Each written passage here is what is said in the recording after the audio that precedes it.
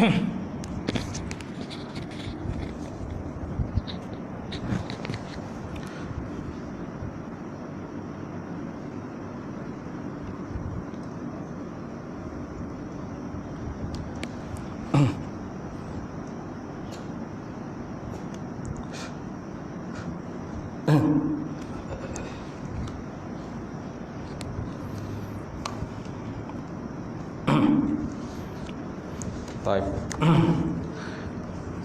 Kita mulakan kuliah malam ini dengan sama-sama membaca Ummul Kitab ila hadratin Nabi Muhammad Mustafa Rasulullah sallallahu alaihi wasallam wal kiram ashabil izam sya'ulahumul Fatihah. A'udzubillahi minasyaitonir rajim. Bismillahirrahmanirrahim. Alhamdulillahirabbil alamin. Arrahmanir rahim. Maliki yaumiddin. Iyyaka na'budu wa iyyaka nasta'in. Ihdinas siratal mustaqim. Siratal ladzina an'amta 'alaihim ghairil maghdubi 'alaihim waladdallin. Amin. Assalamualaikum warahmatullahi taala wabarakatuh. Alhamdulillahirabbil alamin. Wassalatu wassalam ala asyrafil anbiya'i mursalin wa ala alihi washabbihi wa man da'a bi da'watihi wa sanna bi sunnatihi ila yaumil. Rabbi shrah li sadri wa yassir li amri wa hlul 'uqdatam min lisani yafqahu qawli. Subhanaka la ilma lana illa ma 'allamtana innaka antal alimul hakim. Wala haula wala quwwata illa billahil alim azim. Qala Allah Subhanahu wa ta'ala fi kitabil azim ba'da auzubillahi minasyaitonir rajim. Wattaqu fitnatan la tusibannal ladzina zalamu minkum khassah wa 'alamu annallaha syadidul iqab. Sadaqallahul azim. Artinya, takutlah oleh kamu akan bencana dan musibah yang berlaku tidak akan hanya terkena kepada orang-orang yang melakukan kezaliman di kalangan kamu sahaja, kan tetapi mengenai kepada semua. Wa'alamu, dan ketahuilamu sungguhnya Allah Ta'ala itu maha keras balasan azab sesaan dia. Alhamdulillah. Waqala Nabi sallallahu alaihi wasallam, ma yuridullahu bihi khairan yufaqqih fiddin. Artinya barang siapa dikehendaki Allah Ta'ala akan kebajikan, saya diberikan kepahaman di dalam bab agama. Alhamdulillah. Hari itu ada kitab kita photostat. Yang photostat ada mana? Ada. Yang photostat. Baik.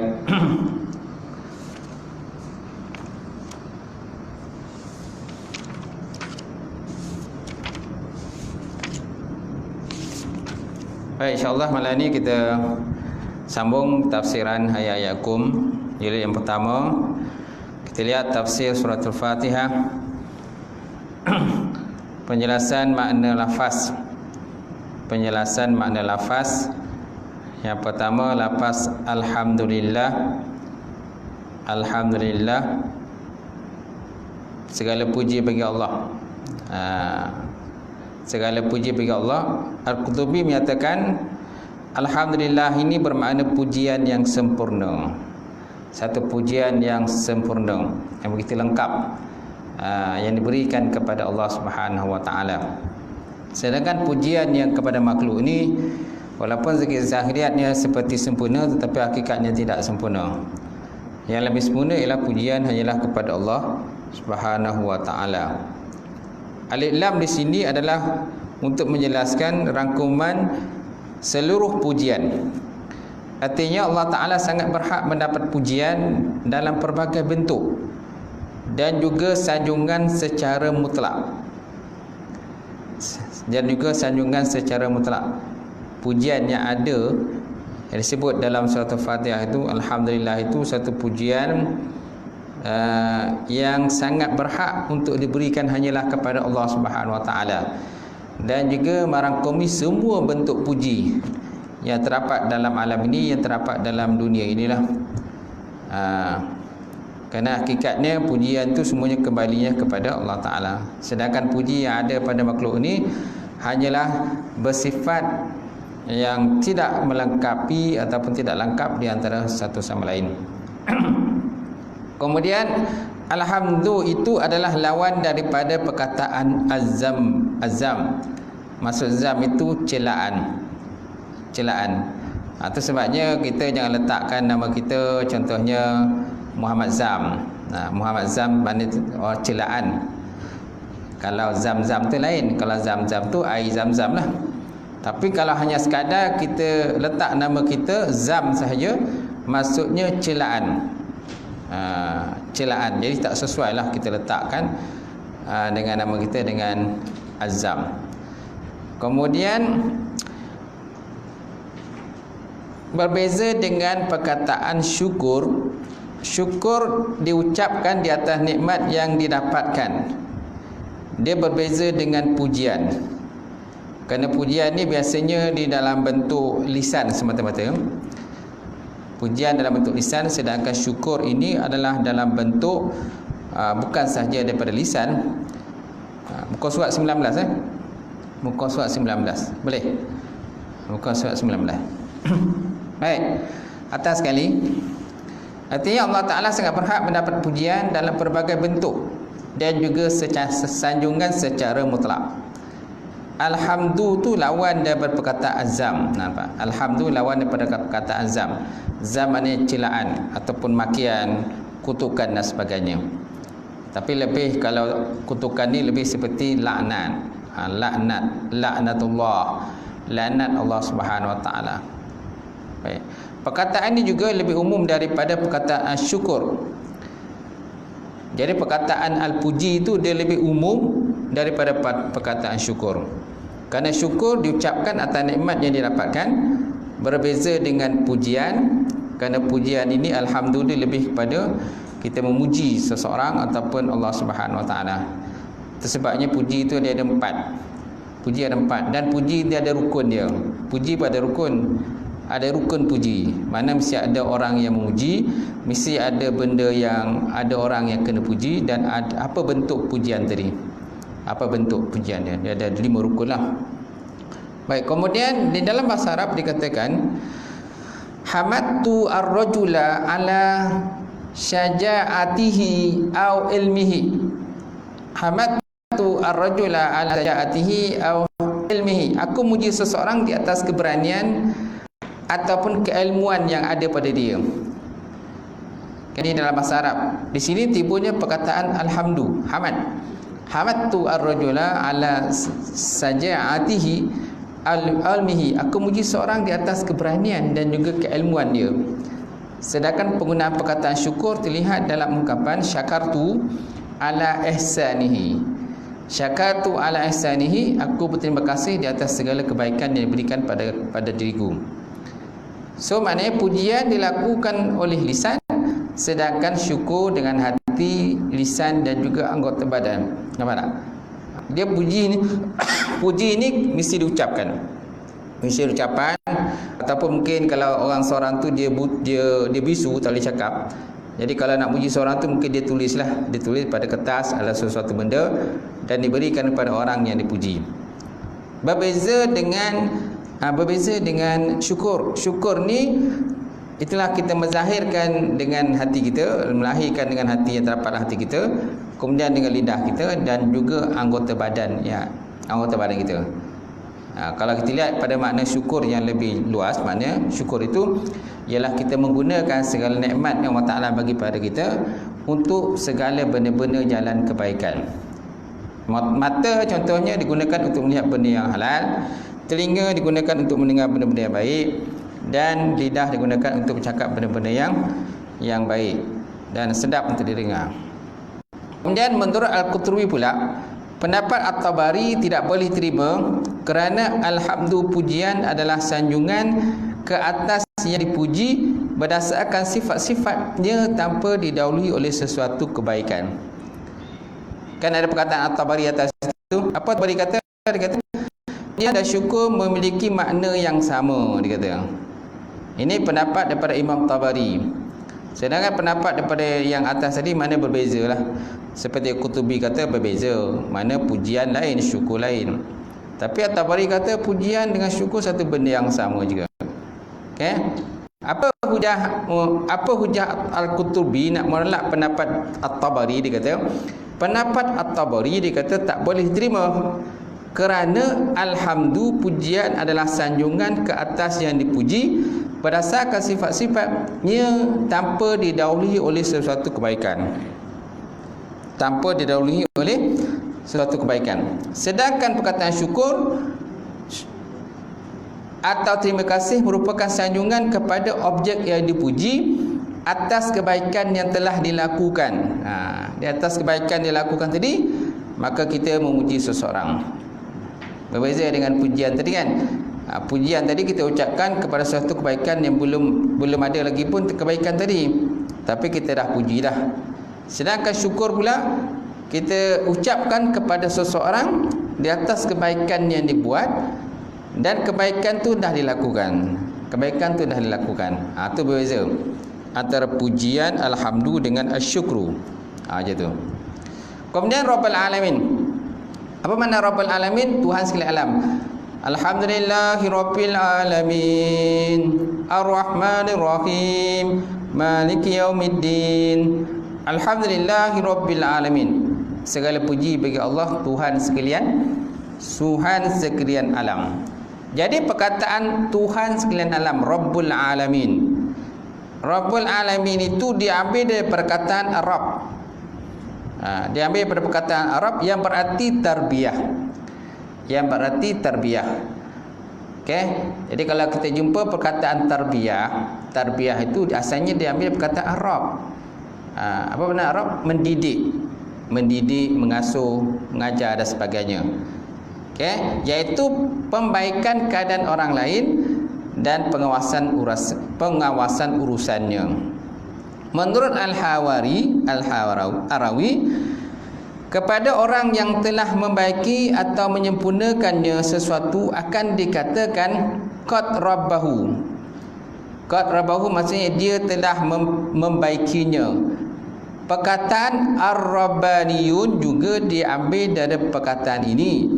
Itu kerana mereka melihara Alkitab. Jadi perkataan rabbaniyun itu ialah golongan-golongan Alkitab. Golongan-golongan yang menjaga isi-isi kitab dan juga mengamalkan akan isi kitab akan kepada nabi-nabi yang terdahululah. Jadi perkataan rabbaniyun itu diambil dari perkataan Arab jugalah. Apa makna Arab tadi? Tarbiyah. Tarbiyatun. Contohnya tarbiyatul aulad. Pernah kan perkataan tarbiyatul aulad? Gitu ada syekh kita ni, kita belikan satu buku untuk saya. Tarbiyatul aulad. Apa makna tarbiyatul aulad? Pendidikan, pengasuhan terhadap anak-anak. Tarbiyatul aulad. Jadi perkataan tarbiyah itu daripada perkataan Arab lah. Daripada Arab. Baik. Kemudian di dalam kitab As-Sirah disebutkan bahawa Rabba fulanun waladahu, dia mendidik anaknya ataupun memelihara akan anak dia. Rabba fulanun waladahu, dia mendidik anak dia ataupun mengasuh anak dia. Jadi perkataan mengasuh, mendidik ini lebih mendalam daripada perkataan hanya contohnya mengajar. Macam guru kan, guru di sekolah mengajar ataupun mendidik.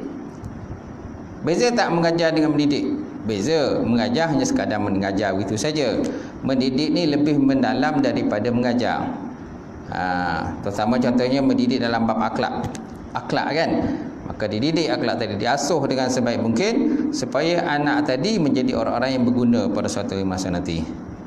Kalau hanya sekadar mengajar saja, bila habis mengajar habis macam tu lah. Mana tidak ada ikatan ruhiyah, hanya semata-mata ikatan zahiriat semata. Antara guru dengan pelajar tidak ada. Jadi mesti ada ikatan ruhiyah antara guru dengan pelajar supaya pelajar tadi benar-benar menjadi anak-anak yang baik, anak-anak yang soleh. Bukan sahaja dia cemerlang daripada segi akademik dia, malahan segi syakhsiah dia, akhlak dia menjadi akhlak yang baik, bagus. Boleh mendengar cakap guru, boleh mendengar cakap ibu dan ayah, boleh mendengar cakap orang tua dan sebagainya. Okey. Jadi tak hanya Allah Taala dia mengatur semua ciptaan dia. Jadi maknanya Allah Taala bukan sahaja semata-mata bagi nikmat kepada makhluk ini, Malahan ada sebahagian manusia tadi yang mendapat taufik hidayah daripada Allah Ta'ala. Walaupun ada sebahagian manusia itu yang tidak beriman kepada Allah, tapi masa yang sama banyak juga di kalangan manusia ini yang beriman kepada Allah dan taat kepada Allah Ta'ala. Jadi Allah Ta'ala mengatur semua ciptaan sama sekali dari segi makan minum makhluk ini. Hatta kalau makhluk itu tak taat pada dia pun, tak patuh dengan perintah Allah Ta'ala pun, Allah Ta'ala tetap bagi mereka rezeki, makan dan minum dan sebagainya. Okey. Kemudian perkataan Ar-Rabb disebut di dalam beberapa makna seperti Al-Malik. Al-Malik maknanya memiliki, Al-Muslih maha memperbaiki, Al-Ma'bud yang disembah, As-Sayyidil Al-Muta' tuan yang dipatuhi. Kalimat Rabbul Ibli bererti pemilik unta. Rabbul Ibli, Iblun mana unta. Jadi bila dia kata Rabb, mana pemilik unta, bukan tuan unta. Bukan tuan unta. Kan? Jadi ialah asal perkataan Rabb itu Tuhan. Asal kata Rabb itu Tuhan, tapi bila digunakan kepada unta tak sesuai lah. Tuhan unta tu nampak. Jadi pemilik unta. Pemilik unta. Demikian juga dengan Rabbud Dar. Rabbud Dar maknanya pemilik rumah. Bukan Tuhan rumah, tapi pemilik rumah. Maka perkataan Rabb boleh digunakan untuk selain daripada Allah Subhanahu Wa Taala dengan disertai dengan idhafah ataupun penyandaran kepada kalimat lain. Itu sebabnya bila kita jumpa suatu ayat perkataan dalam bahasa Arab ni, kita tidak boleh terjemahkan dengan satu makna. Kita kena terjemahkan dengan pelbagai makna sesuai dengan ayat tersebut. Kalau kita terjemahkan contohnya Rabbud Dar, Rabba alif dal alif ra, Rabbud Dar, kan? Kalau kita terjemahkan dengan Tuhan rumah, sesuai tak? Tak sesuai dengan Tuhan rumah. Kerana perkataan Rabb tu asalnya Tuhan. Jadi di sini bukan makna Tuhan rumah, tapi pemilik rumah. Begitu juga Rabbul Ibli, kan? Tuhan unta. Jadi tak sesuai lah. Jadi asalnya pemilik unta ataupun orang yang memiliki unta tersebut. Jadi tengoklah ayat tadi ke mana dipergunakan. Macam tu. Walaupun asal perkataannya ialah Tuhan. Baik, kemudian dalam suatu hadis Nabi SAW bersabda, dia kata, la yakul ahadukum at'im rabbaka waddi' rabbaka ishki rabbaka wal yakul sayyidi maulaya wala yakul ahadukum abdi ammati. Maksudnya, jangan salah seorang di antara kamu berkata kepada hamba sahaya atau pelayannya, hidangkan makanan untuk Rabbu. At'im rabbak. Dia kata, la yakul ahadukum, jangan kamu berkata at'im rabbak. Hidangkan makanan untuk Rabbmu. Rabbmu mana Tuhan engkau. Ataupun waddi' rabbak, ambilkan air wuduk untuk Rabb Tuhan engkau. Iski rabbak, dan berikan minum kepada Rabbmu. Wal yakun sayyidi maulaya, tetapi hendaklah berkata ya sayyidi ya maulaya, wahai tuanku ataupun majikanku. Kan at'im sayyidi waddi' sayyidi. Itu yang paling sesuai lah. Wala yakul ahadukum abdi ammati, dan janganlah kamu berkata salah seorang kamu itu hamba lelakiku dan hamba perempuanku. Hamba lelakiku dan juga hamba perempuanku. Abdi ammati pun tak sesuai lah. Okay. Jadi yang sesuai, kalau at'im rabbak tadi yang sesuai apa? At'im rabbak. Yang sesuai apa? At'im maulaya ataupun at'im sayyidi. At'im sayyidi waddi' sayyidi ashkis sayyidi. Baik. Kemudian sedangkan perkataan Rabb yang diartikan dengan Sayyid al-Muwatta, mana tuan yang dipatuhi, adalah seperti yang disebutkan dalam firman Allah Subhanahu wa taala dalam Quran. Dia kata, ya sahibas sijni, ya sahibani as-sijni amma ahadukuma fayaski rabbahu khamra. Wahai sahabatku berdua yang sepenjara, kan takbir mimpi kamu ialah adapun salah seorang daripada kamu maka dia akan memberi minum arak pada tuannya. Minum arak pada tuannya. Di sini ada perkataan Rabbahu. Rabbahu itu maknanya bukan tuan, bukan Tuhan, bukan Tuhan tapi tuan. Tuhan dengan tuan beza tak? Beza kan? Tuhan dengan tuan beza. Tuhan, Tuhan lah. Tuan lah makhluk. Tuan kita kan. Tuanku beza lagi kan? Tapi walaupun perkataan itu hampir sama. Fayaski Rabbahu khamra, maka dia memberi minum kepada tuan dia akan arak. Okey. Ayat ni berkenaan dengan kisah apa ni? Kisah Nabi Yusuf alaihissalam. Di mana Nabi Yusuf alaihissalam dia berada dalam penjara bersama dua orang laki-laki yang lain. Dua orang laki-laki ini bermimpi bahawa salah seorang bermimpi bahawa dia menghidangkan arak kepada raja. Seorang lagi bermimpi bahawa kepalanya dipatuk oleh burung. Kepalanya dipatuk oleh burung. Jadi dua orang bermimpi. Seorang bermimpi bahawa dia memberi minum akan raja. Seorang lagi bermimpi bahawa kepalanya dipatuk oleh burung gagak. Okey. Jadi kedua orang tadi bertanya dengan Nabi Yusuf alaihissalam, kerana Nabi Yusuf alaihissalam ni dia pakar dalam mentadbir mimpi. Maka dia tanya kepada Yusuf, "Wahai Yusuf, apakah tafsiran kepada mimpi kami?"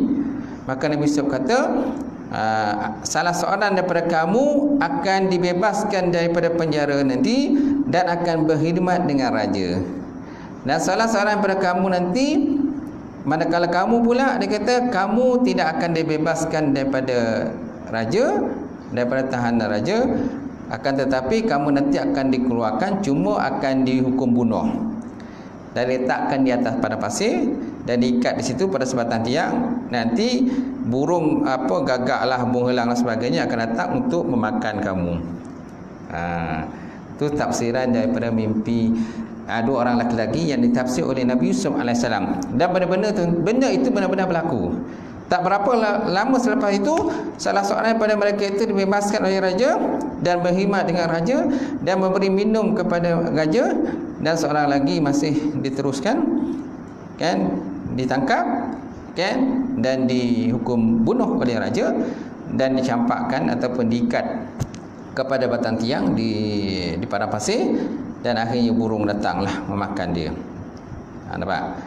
Kerana Nabi Yusuf ini seorang nabi yang diberikan kelebihan Allah Subhanahu Wa Taala, dia boleh mentafsirkan mimpi. Baik.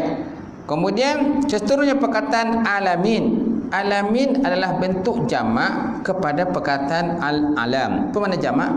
Jamak ni ialah kalau dalam bilangan itu lebih daripada 3.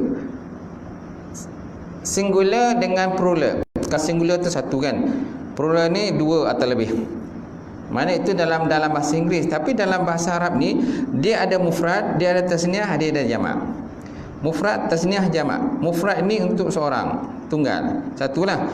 Tasniah ni untuk 2 orang, sedangkan jamak ni lebih daripada 3 ke atas. Lebih daripada 3 ke atas. Okey? Itu dikatakan jamak. Jadi perkataan alamin ini adalah bentuk jamak kepada perkataan al-alam. Perkataan alam.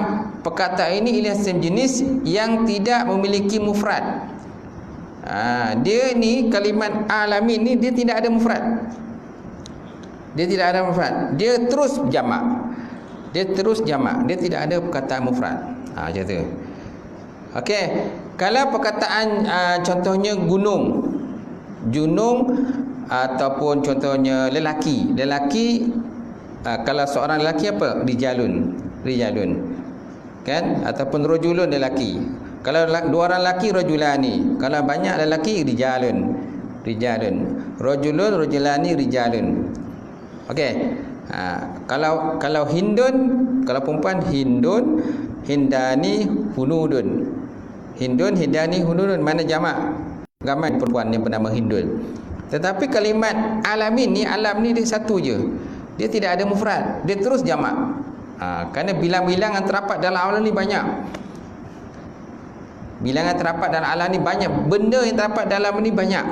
Contohnya gunung ganang dengan matahari, bulan bulan, planet-planet dan sebagainya, manusia, binatang-binatang dan sebagainya. So jumlahnya banyak, maka dikatakan sebagai alamin. Alamin. Terus Rabbul Alamin, Tuhan sekalian alam. Macam tu.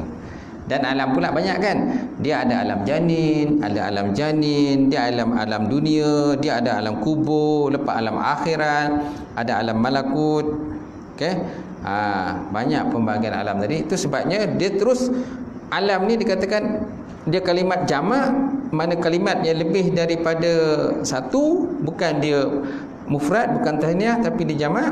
Kerana apa? Kerana alam ni memang hakikatnya banyak dan dia tidak ada tunggal. Tidak ada tunggal di situ. Baik, Imam Jauzi menyatakan perkataan al-alam di dalam bahasa Arab merupakan nama untuk ciptaan sejak awal kewujudannya sehingga akhir dia. Imam Az-Zawji kata alam ini ialah dalam bahasa Arab, dia merupakan nama bagi ciptaan sejak awal kewujudannya sehingga akhir dia, tetap dikatakan sebagai alam. Semenjak daripada mula kejadian alam ini sampailah akhir besok pun dikatakan alam juga. Cuma berbeza alam lah, dunia dan alam akhirat. Okey, baik. Kemudian kita masuk yang lain pula, Rahman Ar-Rahim. Banyak lagi tu, saya tak baca sampai habislah. Kemudian kita lihat Ar-Rahman Ar-Rahim. Ar-Rahman Ar-Rahim maknanya Maha Pemurah lagi Maha Penyayang. Okey, kalimat Ar-Rahman berbentuk mabni mubalaghah ataupun metafora yang maknanya ialah pemilik rahmat dan kasih sayang yang tidak ada tandingannya. Pemilik rahmat dan kasih sayang yang tidak ada tandingannya. Ini kerana bentuk fa'alan di dalam bahasa Arab adalah salah satu bentuk mubalaghah yang menunjukkan kepada sesuatu yang berlebihan. Sebenarnya sifat Ar-Rahman ni satu sifat yang sangat mubalaghah, sangat pemurah. Meliputi sama ada orang tu taat ke tak taat ke, Allah Ta'ala pemurah. Dia bagi. Malahan kita lihat orang yang tak beriman kadang-kadang mereka lagi kaya daripada orang Islam kan.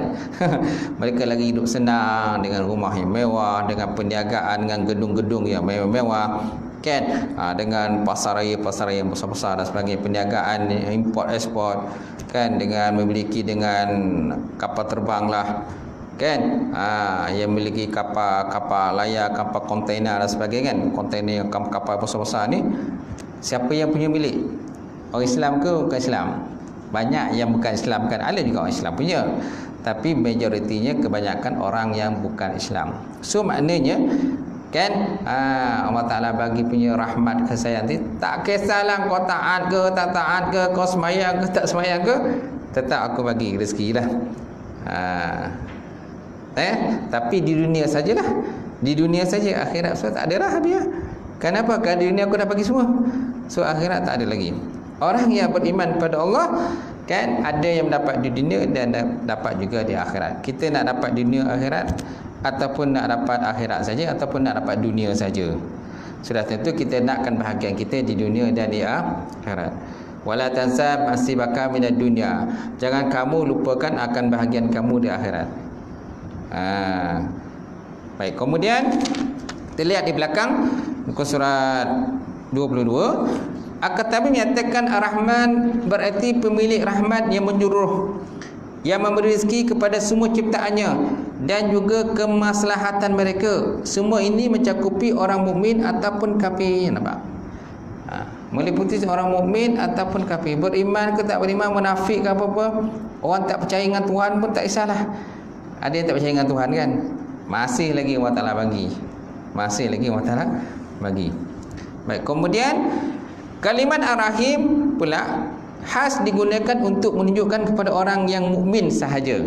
Sebagaimana Allah Ta'ala sebut dalam Al-Quran, wa kana bil mu'minina rahima. Wa kana bil mu'minina rahima, dan dia sentiasa melimpah-limpah rahmatnya kepada orang-orang yang beriman di dunia dan di akhirat. Jadi ada di situ ada perkataan rahima, rahim. Jadi perkataan rahim tadi digandingkan dengan perkataan mukminin. Nampak? Disebut perkataan mukmini dulu, bil mukminin, kemudian disebut perkataan rahim. Jadi perkataan rahim diganding dengan perkataan mukminin. Jadi perkataan rahim tidak diganding dengan perkataan yang lain. Tak digandingkan dengan perkataan yang lain. Dia menunjukkan kepada kita kan, sifat rahim itu hanya dikhususkan kepada orang yang beriman kepada Allah. Ya. Apa beza Muslim dengan mukmin? Muslim. Muslim dan mukmin beza. Muslim maknanya orang yang Islam. Mukmin ni beriman. Setiap orang mukmin belum tentu dia, setiap orang Muslim belum tentu dia mukmin. Setiap orang Muslim belum tentu dia mukmin. Setiap orang mukmin sudah tentu dia Muslim. Mukmin ni lebih mendalam daripada Muslim. Kerana banyak orang ni dia kata dia Islam saja. Islam banyak kan? Kan banyak Islam IC je. Nama Islam, tapi amalan ni ada tak? Ikut pada Islam. Tak ada kan? Mana beriman dia tu tak ada. Iman dia saja. Ataupun hanya iman di dada saja. Tetapi iman ni perlukan pada pengamalan. Penterjemahan daripada iman tadi. Okey, apa makna iman? Iqrar bil lisan, a'mal bil jawarih, kan? Iqrar bil lisan, iz'an bil qalbi, iqrar bil lisan, a'mal bil jawarih. Membenarkan dengan hati, menyebut dengan lidah dan beramal dengan anggota badan. Okey, itu dikatakan sebagai iman ataupun mukmin. Nampak? Mukmin. Tapi kalau hanya semata-mata dari segi kata beriman saja tapi amalan tak ada, masih dikatakan Islam saja.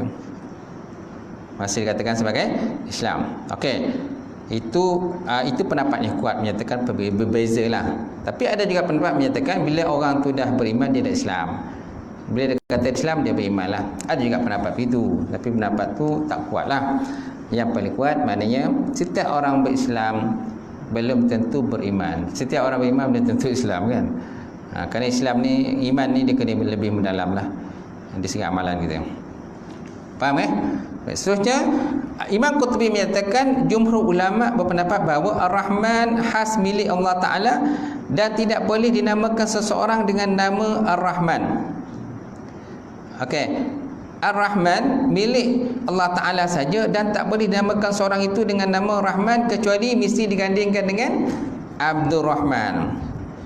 Mesti digandingkan dengan Abdul Rahman, kan? Tapi kalau kita letak nama anak kita Rahman saja tak sesuai. Tak sesuai. Mesti disebut contohnya Abdul Rahman. Baru sesuai. Baik. Seterusnya kita lihat bawah tu Musailamah Al-Kadzab. Musailamah Al-Kadzab pernah menamakan diri dengan Rahman Al-Yamamah. Tetapi akhirnya keburukan menimpa dirinya. Musailamah Al-Kadzab bawah sekali tu. Musailamah Al-Kadzab siapa? Ini lelaki Arab yang mengaku dia sebagai nabi setelah daripada kewafatan baginda Rasulullah sallallahu alaihi wasallam. Jadi dia menggelarkan dirinya Rahman Al-Yamamah. Rahman tanah Yamamah. Okey. Jadi nama Rahman ni tak sesuai digunakan untuk manusia. Kalau nak letak pada manusia mesti sebut Abdul Rahman. Okey. Tapi kalau penggunaan kata Rahim saja boleh. Rahim tanpa dengan Abdul Rahim boleh digunakan untuk manusia. Seperti yang berlaku kepada baginda Rasulullah sallallahu alaihi wasallam. Laqad ja'akum rasulun min anfusikum azizun 'alaihi ma anittum harisun 'alaikum bil mu'minina raufur rahim. Okey, itu ayat dalam surah Al-Hasyr itu, yang mana ayat itu ditujukan kepada baginda Nabi sallallahu alaihi wasallam, menyatakan tentang sifat baginda Rasulullah sallallahu alaihi wasallam yang rahim, yang penyayang. Baik, kemudian Yaumiddin. Apa maksud Yaumiddin? Maliki Yaumiddin. Apa maksud Yaumiddin? Hari pembalasan ataupun hari hisab. Maksudnya Allah Ta'ala yang mengawal hari pembalasan tersebut sebagaimana seorang raja mengawal kerajaan dia.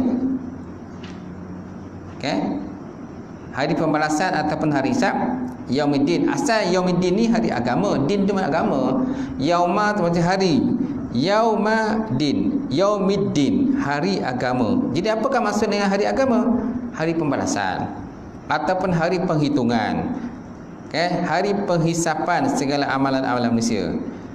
Dia juga bermaksud hari yang mana Allah Ta'ala mengawal hari pembalasan tersebut sebagaimana seorang raja mengawal kerajaan dia. Okay? Nabi SAW bersabda, dia kata if'al ma syi'ta kama tadidu tudan. Lakukan seperti yang kamu kehendaki, kerana apa yang kamu lakukan maka kamu akan diberi balasan dengan sesuatu yang sama. Jadi dalam hadis ini ada perkataan tudan, kama tadinu tudan. Sebagaimana nanti kamu akan diberi balasan dengan sesuatu benda yang sama telah kamu lakukan ketika kamu hidup dalam dunia dahulu. If'al ma syi'ta kama tadinu tudan. Lakukan seperti yang kamu kenaki, kerana apa yang kamu lakukan maka kamu akan diberi balasan dengan sesuatu yang sama di atas amalan yang kamu lakukan dunia dahulu. Baik, kemudian dalam lisan Arab, dalam kataan lisan Arab dia kata perkataan din, yaumuddin, apa maksud din? Ialah balasan dan juga ganjaran. Jadi makna din ni bukan hanya sebagai agama. Walaupun kebiasaan mana din ni ialah agama, tetapi bila digandingkan dengan yaumuddin, dia bukan lagi hari agama, tetapi dikatakan hari balasan ataupun hari menerima ganjaran. Okay? Jadi mana yaumuddin, mana hari pembalasan, bukan hari agama. Walaupun asal perkataan din itu ialah agama. Asal perkataan din itu agama. Kalau dain utang. Dain utang, yaumuddin utang. Okey. Baik. Berkenaan perkataan ini Allah Taala firman dalam Quran, dia kata wa iza mitna wa kunna turaban wa izaman a inna lamadinun. Aiza mitna wa kunna turaba, adakah sesudah kita mati dan menjadi tanah dan juga tulang? Wa izama a inna lamadinun, adakah kita akan dihidupkan semula untuk dibalas apa yang telah pun kita lakukan? Okey, ini macam ini soal, ini pertanyaan. Aiza mitna, adakah kita ni semua kan bila kita dah mati dan kita dah jadi tanah, turaba wa izama, kita dah jadi tulang belulang, inna lamadinun, adakah kita ni akan dibangkitkan semula untuk dibalas? Okey, jawapannya kita akan dibangkitkan semula. Benda ini mudah bagi Allah Taala. Kerana kenapa kita perlu dibangkitkan semula? Kenapa pula ada akhirat?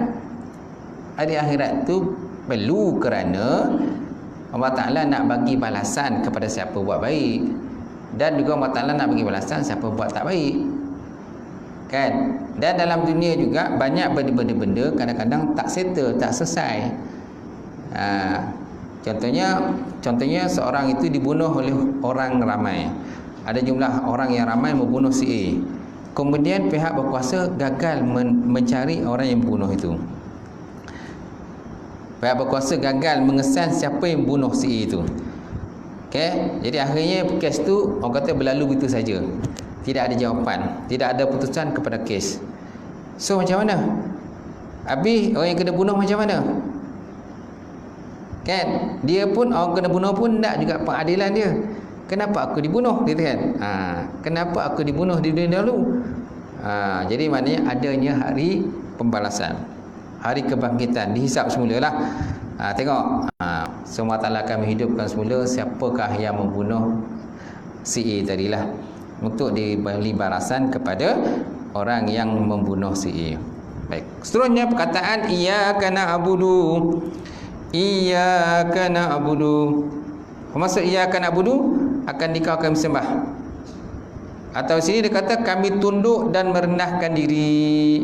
Itu kerana ubudiyah artinya tunduk dan memohon bantuan kepada Allah Subhanahu wa taala. Ini diambil daripada ucapan bangsa Arab, dia kata tariq mu'abbadun. Tariq mu'abbadun. Apa maksud tariq mu'abbadun?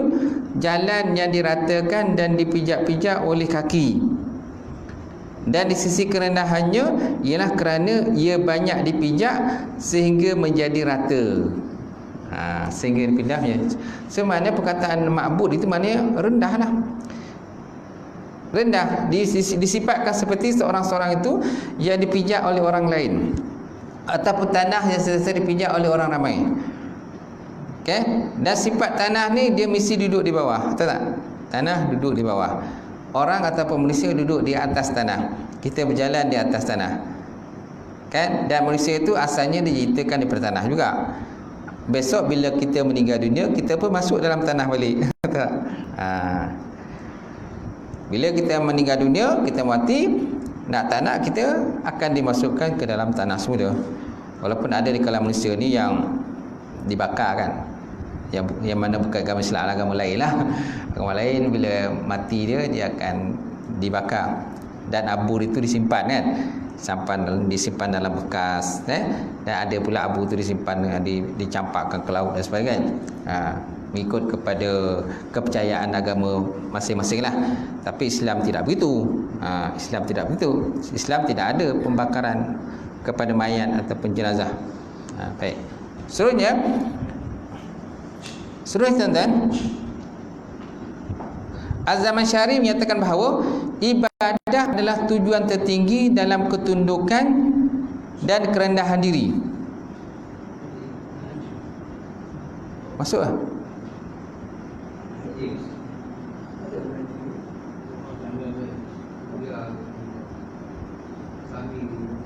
Masuklah, dia masuk dalam? Tak masuk.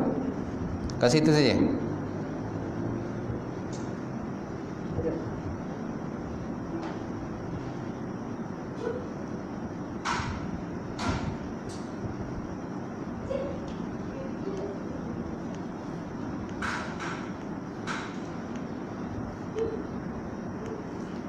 Okey. Az-Zamakhsyari menyatakan bahawa ibadah ada tujuan tertinggi dalam ketundukan dan kerendahan diri.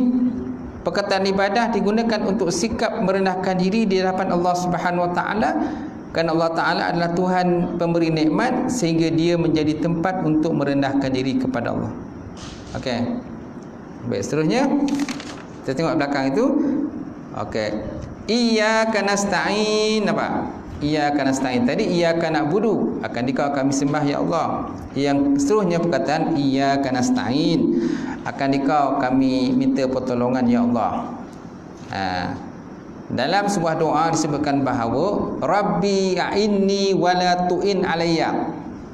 Ya Allah Tuhanku, berikan aku pertolongan dan janganlah engkau menolong musuh terhadapku. Rabbi a'inni wala tu'in alayya. Ya Allah Tuhanku, berikan aku pertolongan dan jangan kau menolong musuhku. Ini doa yang boleh kita baca lah kalau seandainya kita berhadapan dengan musuh. Kita berhadapan dengan musuh kan, dan kita tidak ada senjata apa-apa ataupun kelengkapan senjata kita kurang, musuh ramai. Okey, apa doa yang kita boleh baca?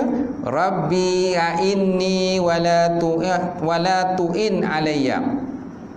Ya Allah Tuhanku, berikan aku pertolongan dan janganlah engkau menolong akan musuhku. Kemudian dalam satu hadis Nabi SAW menyatakan bahawa iza sa'alta fas'alillah wa iza sta'anta fasta'in billah.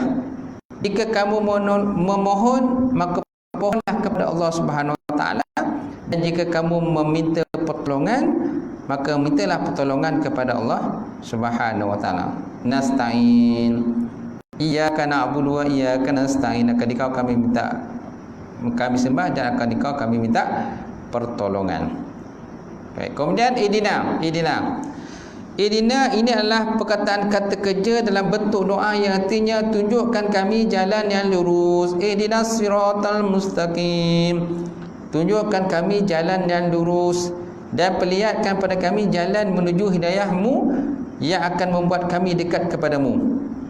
Secara bahasanya hidayah memiliki makna ad-dilalah, yang menunjukkan. Hidayah bermaksud al-dilalah. Dal lam alif lam ta, ad-dilalah.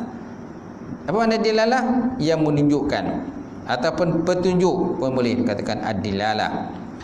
Baik, ini sebagaimana disebutkan dalam Allah Taala sebut dalam Quran, dia kata wa amma samudu fahadainahum fastahabbu amma alal huda. Fastahabbul amma alal huda. Adapun kaum Samud, maka kami beri petunjuk kepadanya, lalu mereka mengutamakan kesesatan daripada hidayah petunjuk. Okay? Kami beri petunjuk padanya, lalu mereka mengutamakan kesesatan daripada petunjuk.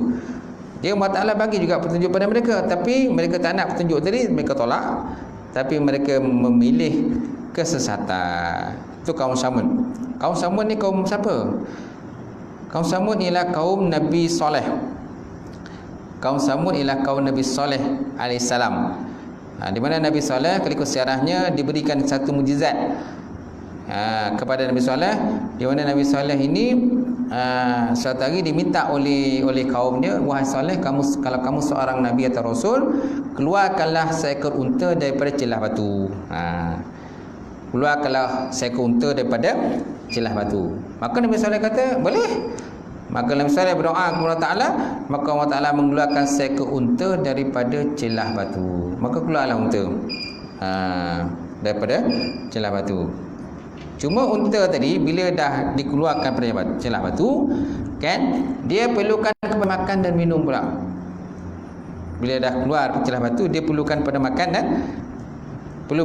dan minum. Jadi mereka terpaksa bergelek dan sumur ataupun telaga, kan, dengan unta tadi. Kerana unta dia pun dia kuat dia punya minum dia. Jadi ada masanya kaum Samud dia akan menggunakan perigi tadi, dan ada masanya unta pula akan menggunakan perigi. Okay, pada permulaan mereka boleh bergelek, tapi dalam kelamaan mereka tak boleh bergelek. Akhirnya mereka membunuh ibu unta. Unta tu ada anak dia bunuh ibu unta tadi. Okay, disebabkan oleh sifat orang kata hasad dan dengki dia kepada unta tadi, lalu mereka berpakat untuk membunuh unta tadi. Kemudian ibu unta tadi terbunuh. Dibunuh, kemudian anaknya lari masuk ke dalam celah batu semulalah dengan izin Allah Subhanahu wa taala, tuan-tuan.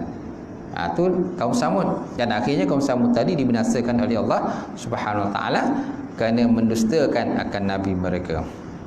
Baik. Kemudian al-hidayah juga boleh bermakna al-irsyad. Bermakna irsyad, petunjuk dan penempatan iman dalam hati. Sebagaimana disebut Allah Ta'ala Al-Quran, dia kata innaka la tahdi man ahbabta walakinnallaha yahdi man yasha wallahu ya'lamu bil muhtadin. Sesungguhnya kamu tidak boleh memberi taufik hidayah kepada orang yang kamu cinta dan kamu kasih, wahai Muhammad, tetapi Allah Ta'ala lah yang beri taufik hidayah pada siapa yang dia nak. Wallahu ya'lamu bil muhtadin. Allah Ta'ala lebih tahu siapa yang mendapat taufik hidayah. Okey. Ayat ni tujukan asalnya pada baginda Nabi Muhammad sallallahu alaihi wasallam. Okey, di mana Nabi kan berdakwah kepada kaum dia. Nabi juga berdakwah kepada Abu Talib lah, bapa saudara baginda Nabi sallallahu alaihi wasallam sendirilah. Tapi bapa saudaranya tidak beriman juga. Dia tidak beriman juga. Okey. Jadi yang memberi taufik hidayah tu siapa sebenarnya? Adakah Nabi ataupun Allah Ta'ala? Allah Ta'ala yang bagi taufik hidayah. Nabi hanya usaha saja. Nabi usaha berdakwah, menyampaikan dengan sifat tabligh yang ada pada Nabi. Maka Nabi menyampaikan dakwah kepada bapa saudaranya. Maklumlah bapa saudaranya yang banyak kata berjasa kepada baginda Nabi SAW, yang menjaga dia ketika Nabi dalam keadaan yatim piatu, tidak ada ayah dan tidak ada ibu, kan. Tetapi dia mati dalam keadaan tidak beriman kepada Allah Subhanahu wa taala. Itu sebab Allah sebut, dia kata innaka la tahdi man ahbabta walakinnallaha yahdi man yasha. Sungguhnya kamu tak boleh memberi taufik hidayah kepada orang yang kamu kasih ataupun kamu sayang, tetapi Allah Ta'ala lah yang boleh memberi taufik hidayah tadi. Okey. Kemudian Allah Ta'ala sebut dalam Quran lagi, dia kata nahdi bihi man nasha min ibadina wa innaka lanahdi ila siratal mustaqim. Kami beri petunjuk dengannya sesiapa yang kami kenaki di kalangan hamba-hamba kami, dan sesungguhnya engkau, wahai Muhammad, adalah pemberi petunjuk dengan Al-Quran ke jalan yang lurus. Okey, kau Muhammad adalah pemberi petunjuk dengan Al-Quran ke jalan yang lurus. Jadi dalam ayat ini ada perkataan nahdi. Nahdi mana petunjuk. Kemudian innaka latahdi. Asal perkataan permulaan itu nahdi bihi man nasya min ibadina. Kemudian wa innaka latahdi. Wa innaka latahdi ila siratal mustaqim. Okey. Jadi perkataan nahdi dengan latahdi ni berbeza. Nahdi pertama tadi hanya khusus kepada Allah Ta'ala saja. Nahdi bihi, kami memberi petunjuk. Ini Allah Ta'ala lah. Jadi perkataan kami itu adalah ganti nama diri kepada Allah. Kemudian latahdi. Latahdi ini untuk baginda Nabi Muhammad sallallahu alaihi wasallam. Cuma nahdi dengan tahdi adalah berbeza. Walaupun soalan macam kalimatnya serupa, kerana kuasa nahdi itu lagi besar berbanding dengan latahdi. Kerana hak mutlak bagi dapat hidayah tu siapa? Milik siapa? Itulah Allah. Kalau seandainya beri taufik hidayah tu kuasa yang ada pada Nabi sama dengan kuasa Allah Ta'ala, sudah tentu Nabi pun boleh bagi taufik hidayah kepada bapa saudaranya Abu Talib, betul tak? Bapa saudara Abu Talib. Tapi Nabi gagal memberikan taufik hidayah, mengislamkan bapa dia. Ya, bapanya tetap mati dalam keadaan tidak beriman kepada Allah Ta'ala, iaitu Abu Talib. Kenapa? Kerana hakikatnya hidayah yang paling besar itu ialah milik Allah Subhanahu Wa Ta'ala, bukan milik baginda Rasulullah sallallahu alaihi wasallam. Ini semakna dengan firman Allah Ta'ala, fahduhum ila siratal jahim, hadapkanlah mereka ke jalan yang membawa kepada neraka. Di sini ada perkataan pahdu ni samalah lebih kurang dengan tahdi tadilah. Kemudian Allah Ta'ala juga sebut Al-Quran, dia kata alhamdulillahillazi hadana lihaza, alhamdulillahillazi hadana lihaza wa ma kunna lahu muqrinin. Segala puji bagi Allah yang telah memberi taufik hidayah bagi kami lihaza, bagi ini apa? Ini nikmat-nikmat. Ini nikmat-nikmat yang telah dikurniakan kepada kita. Ini di sini pun ada perkataan hada mana petunjuk juga. Okey. Baik, kemudian sikit lagi siratal mustaqim. Pemasuk siratal mustaqim, penggunaan perkataan as-sirat maksudnya jalan. Siratal mustaqim, jalan yang lurus. Asal perkataan as-sirat sad rata tu asalnya sin rata. Asal perkataan sad rata tu sirat asalnya ialah sin rata yang artinya menelan. Dinamakan demikian kerana seolah-olah jalan menelan orang yang lalu. Seolah-olah jalan tadi menelan orang yang lalu. Contohnya kita lalu di atas jalan raya, kan, seolah jalan tadi menelan kita. Seolah jalan tadi menelan kita. Hakikatnya adakah kita ditelan oleh jalan? Tidak. Kita tak ditelan oleh jalan. Tetapi bila kita berada di jalan raya, kan, kita terpaksa ikut jalan raya itu. Kalau kita keluar pada jalan raya, maka mungkin kita akan terbabas, masuk longkang, masuk sungai dan sebagainya, kan? Jadi kita ikut jalan raya yang telah ditentukan bagi kita, kan? Maka seolah macam kita ditelan oleh jalan raya itu. Telan oleh jalan raya. Okey. Kemudian Al-Jawri menyatakan perkataan al-sirat, al-sirat, as-sirat, al-zirat artinya adalah jalan. Lafaznya agak berbeza sedikit. Pertama al-sirat, yang kedua as-sirat, yang ketiga az-zirat. Az-zirat tapi maknanya sama, jalan. Imam Qurtubi menyebutkan bahawa makna asal perkataan as-sirat dalam bahasa Arab ialah jalan. Okey. Kemudian bangsa Arab menggunakan istilah as-sirat ini pada setiap ucapan atau amalan yang digambarkan dengan istiqamah ataupun bengkok. Istiqamah ataupun bengkok. As-siratal mustaqim, jadi jalan yang lurus. Ihdinas siratal mustaqim, tunjukkan kami jalan yang lurus. Kerana jalan ni banyak. Ada jalan yang betul, ada jalan tak betul. Ada jalan bengkok-bengkok, ada jalan lurus. So kita nak jalan yang mana? Jalan yang lurus, itulah Islam. Islam ni jalan lurus, dia tak ada yang bengkok-bengkok. Macam tu. Sikit lagi tuan-tuan. Kemudian ada apa perkataan al-mustaqim adalah sesuatu yang tidak bengkok. Al-mustaqim. Itu sebabnya ada orang nama orang tu. Nama kau siapa? Mustaqim. Muhammad Mustaqim. Muhammad yang lurus. Muhammad yang lurus, takkan bengkok lah selama-lamanya. Lurus je kan? Gitu. Baik.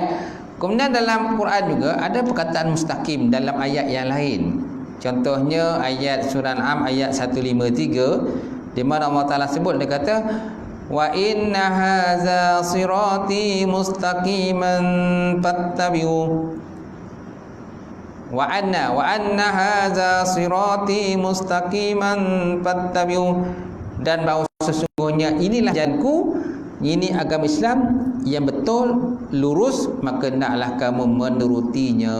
Fattabi'u, maka naklah kamu menuruti. So maknanya Islam ni jalan lurus. Kalau kita pilih bukan Islam, mana kita ikut jalan yang tak lurus lah. So kita nak jalan lurus ke tak nak bengkok? Sudah tentu kita nak jalan yang lurus. Macam tu. Tapi walaupun jalan lurus pun kadang-kadang ada juga orang-orang leka lalai. Betul tak? Sama lah macam kita memadu di jalan lurus kan. Memadu jalan lurus kan, jalan lurus kan, kadang tersangut, tertidur pun ada. Tertidur kan.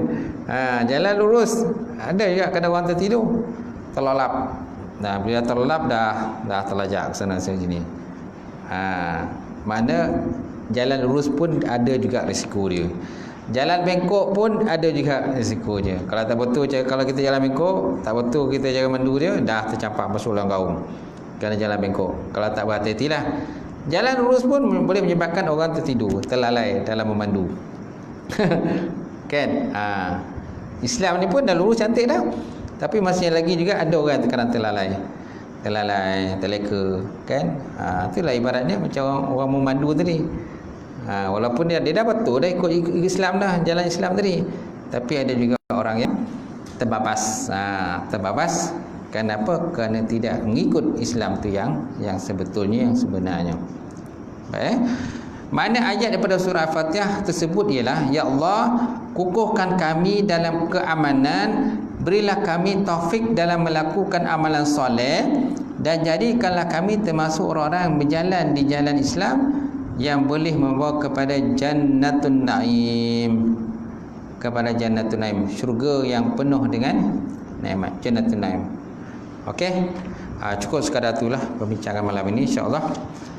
Lepas itu tertandalah Jannatun Naim. InsyaAllah akan datang sambung lagi An'amta alaihim dengan ghairil maghdubi alaihim waladdallin. Amin, insyaAllah.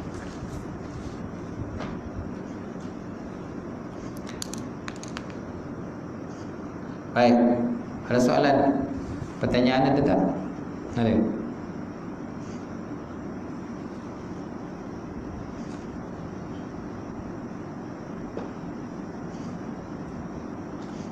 Tak ada? Tiada pertanyaan? Okey, insya-Allah. Tutup. Auzubillahi minasyaitonir rajim. Bismillahirrahmanirrahim. Alhamdulillahirabbil alamin wassalatu wassalamu ala alihi washabbihi ajmain. Allahumma zidna ilman nafi'a wa yaqinan sadiqan wa lam taqabbala wa rizqan halalan mubarakatan katsira wa sayyidina fataya alim wa lana qulubana bi nuri ma'rifatika wa ta'ala ta'rifin. Allahumma faqina bidin, Allahumma faqina bidin.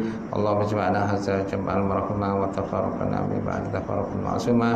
Rabbana atina fid dunya hasanah wa fil akhirati hasanah wa qina adzabannar. Subhana rabbika rabbil izzati amma yasifun, wassalamu ala mursalin, alhamdulillahi rabbil alamin. Taqabbalallahu minkum.